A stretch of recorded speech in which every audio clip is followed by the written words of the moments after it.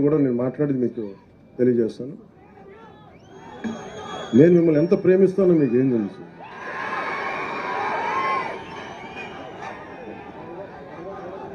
అలాగే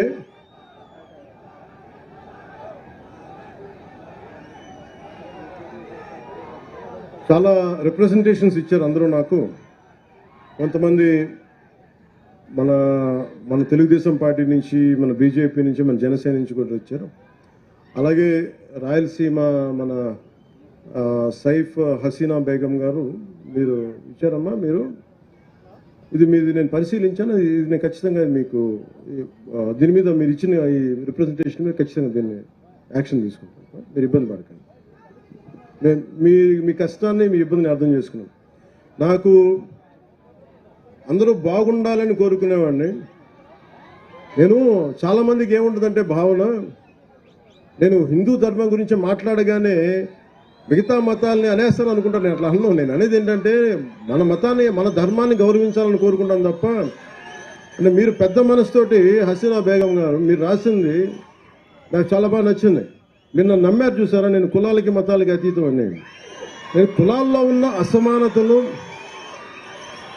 మతంలో సమానతలు కోరుకునేవాడిని తప్ప అసమానతలు ఉండకూడదు, కులాల్లో మత ధర్మాల్లో సమానత ఉండాలని కోరుకునేవాడిని తప్ప ఏ ఒక్కరు కూడా ఇబ్బంది పడకూడదని మనస్ఫూర్తిగా ఆకాంక్షించేవాడిని. మనస్ఫూర్తిగా మీకు దీన్ని నీళ్ళు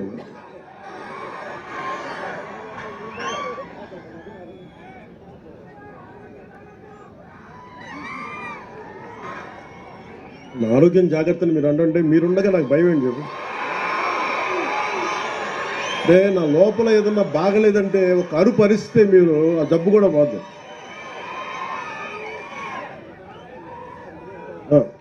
అలాగే వాల్మీకి బోయ సంక్షేమ సంఘం నుంచి నాకు రిప్రజెంటేషన్ అందింది.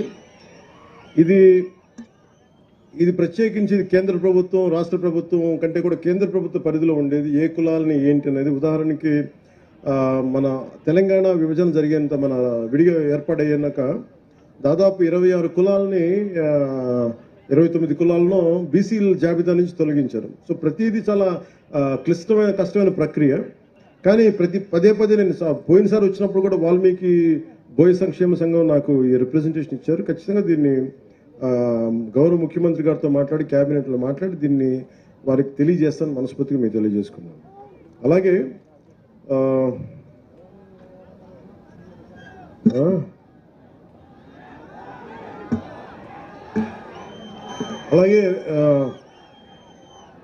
రెడ్డి సంఘం నాయకులు ఒక ప్రతిపాదన అడిగారు. అది ఆల్రెడీ ఉన్నదే. మన కర్నూలు ఎయిర్పోర్ట్కి స్వాతంత్ర సమరయోధులు ఉయ్యాలవాడ నరసింహారెడ్డి గారి పేరు పెట్టాలని. ఆయన పేరు కాకపోతే ఎవరి పేరు పెడతాం?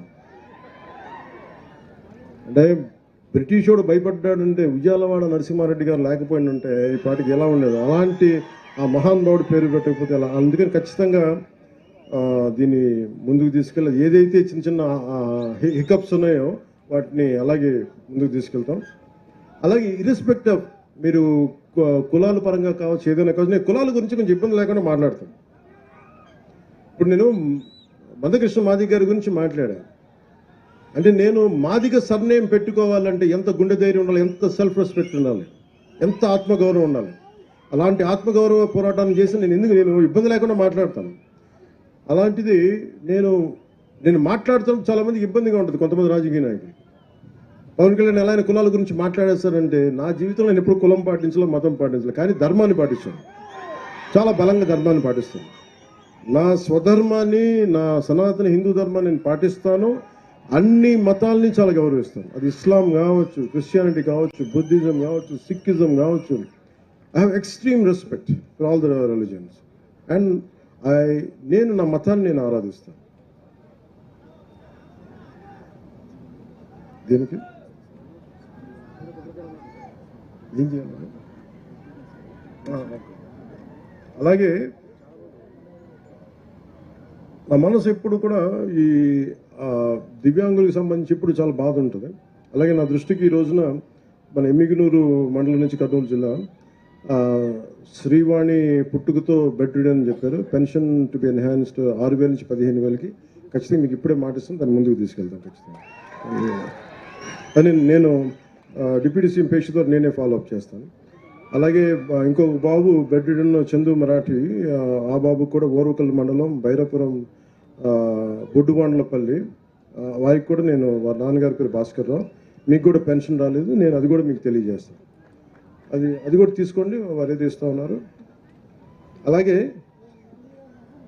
ముఖ్యంగా మొన్న కొన్ని సమయాలు మన అసెంబ్లీలో కూడా చెప్పారు, మన గోరంట్ల బుచ్చయ్య చౌదరి గారు కూడా కొన్ని కులాలని బీసీ జాబితాలో లేవు కొన్ని జిల్లాల్లో అనేది మాట్లాడుతుంటే, అలాగే నా దృష్టికి ఇప్పుడు గాజుల బలిజ సంఘం మీరు కూడా వచ్చినాయి. ఈ 2 జిల్లాల్లో దాదాపు 3,000 కుటుంబాలు ఉన్నాయి. గాజుల బలిజ ఓబీసీ 101 సీరియల్ నెంబర్ నుంచి ఉన్నాం. మీరు ఇబ్బంది పడుతూ ఉన్నారు, భోజనానికి కూడా ఆకలి లేకుండా. దీన్ని మిమ్మల్ని డీసీడీలో చేర్పించవలసిన మీరు అడుగుతున్నారు. ఇది అగైన్ నేను మీ దృష్టికి తీసుకొచ్చి ఇది కేంద్ర ప్రభుత్వం తీసుకోవాల్సింది. అలాగే గాజుల కొణిదల రంగయ్య గారు కర్నూలు మీరు తెలియజేశారు, నున్న గాజుల శ్రీనివాసులు గారు తెలియజేశారు. ఇది ఖచ్చితంగా ఇది అంటే మీరు ఓకే గాజుల బలిజ సంఘానికి నాకు నిజంగా మేము చూస్తానంటే గాజుల లక్ష్మీ నరసింహ చెట్టి గారి పేరు ఉన్నారో లేదో తెలియదు, ఆయన బలిజ కులానికి చెందిన వ్యక్తి. అంటే ఇది ఆయన మద్రాస్ ప్రెసిడెన్సీలో భారతదేశంలోనే ఇండియాలోనే అప్పుడు బ్రిటిష్ ఇండియాలో 2వ శాసనసభ్యుడు అంటే మన అసెంబ్లీకి ఎన్నికైన వ్యక్తి. ఆయన మద్రాస్ నేటివ్ క్లబ్ అని ప్రారంభించిన వ్యక్తి. సో మీరు ఆయన ప్రేరణగా తీసుకోండి, మీరు ఖచ్చితంగా మీకు న్యాయం జరుగుద్ది. నేను అన్ని కులాలతోటి ఎలాగ న్యాయం కోసం పోరాటం చేస్తానో, అది మాదిగ ఉపకులాలు కావచ్చు, అలాగే ఎస్సీ ఉపకులాలు కావచ్చు, అన్నిటికీ, అలాగే ముస్లిం మైనారిటీలకు సంబంధించి కావచ్చు, ఎలా న్యాయం చేస్తాను మీకు కూడా ఖచ్చితంగా న్యాయం జరిగేలాగా నేను నా వంతు కృషి చేస్తాను. మీ అందరికీ నేను తెలియజేసుకుంటాను. అమ్మా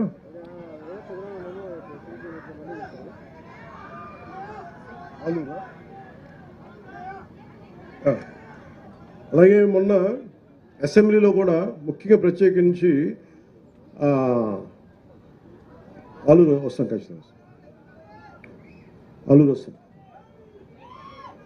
బుడగ జంగాల మన ఎస్టీలో ఎవరు సార్ మన బుడగ జంగాల ఇది మన మీరేనా? ఓకే.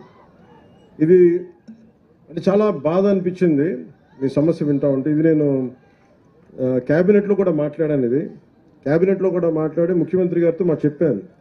బుడగ జంగాలకి స్వాతంత్రం బ్రిటిష్ ప్రెసిడెన్సీలో ఉండి విడిపోయిన తర్వాత వారికి తెలంగాణలకు రికగ్నిషన్ కానీ ఆంధ్రాలో మన ప్రాంతాల్లో లేకపోయేటప్పటికి ప్రత్యేకించి కుల సర్టిఫికేట్ కూడా లేదు. ఏ కులానికి చెందిన వారు కూడా తెలియని పరిస్థితిలో ఉంటుంది. ప్రత్యేకించి మన అసెంబ్లీలో కూడా నేను ప్రస్తావించాను. ఖచ్చితంగా బుడగ జంగాల సోదరులందరికీ మీకు న్యాయం జరిగేలాగా మీరు ఏదైతే కోరుకుంటున్నారో దాన్ని మిగతా వర్గాల వారికి ఇబ్బంది లేకుండా బుడగ జంగాలకి మేము న్యాయం చేస్తాం, ఖచ్చితంగా చేస్తాం.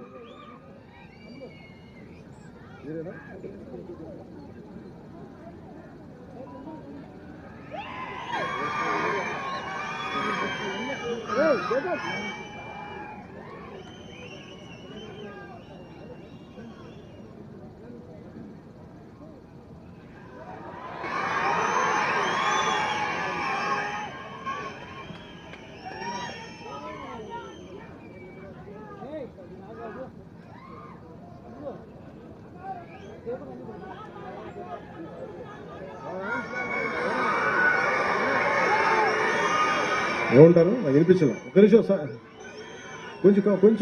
కొంచెం అరుపులు అరవకుండా ఉన్నాను.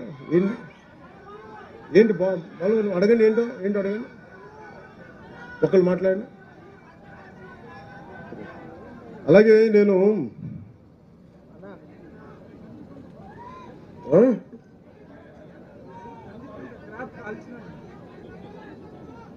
కంది పంట కాల్చినారా?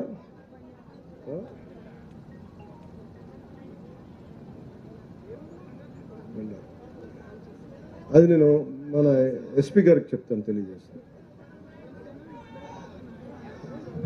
నేను దాన్ని పరిశీలి చేస్తాను. మీరు ఒకసారి మన వాళ్ళకి ఎవరికైనా చెప్పండి, సురేష్ గారికి చెప్పండి, చేస్తాను.